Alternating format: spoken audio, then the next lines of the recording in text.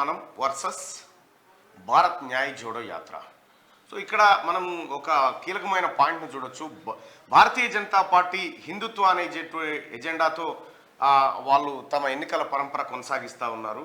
Same time దానికి కులగణన ఒక్కటే, ఈ దేశంలో కులాలను లెక్కించడం ఒక్కటే దానికి ప్రత్యామ్నాయం అనేటువంటి అంశంతో కాంగ్రెస్ పార్టీ ఉన్నట్టుగా కనిపిస్తూ ఉంది.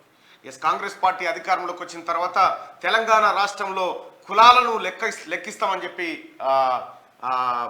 రాహుల్ గాంధీ గారు చెప్పడం కానీ, అలాగే ముఖ్యమంత్రి గారు చెప్పడం కానీ జరిగింది.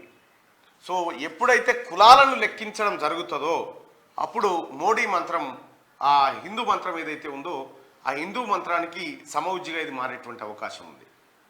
సో దానికి రకరకాల ఈక్వేషన్స్ లెక్కలు ఉన్నాయి. ఇవి రెండు భవిష్యత్తులో ఎన్డీఏ కూటమి ఇండియా కూటమి కాదు, వీళ్ళ ఎజెండా వాళ్ళ ఎజెండా, ఇది ఎన్నికల ఎజెండా కాబోతా ఉంది. ఎవరు బలంగా పోరాటం చేస్తారనేది అక్కడ తెలవాల్సినటువంటి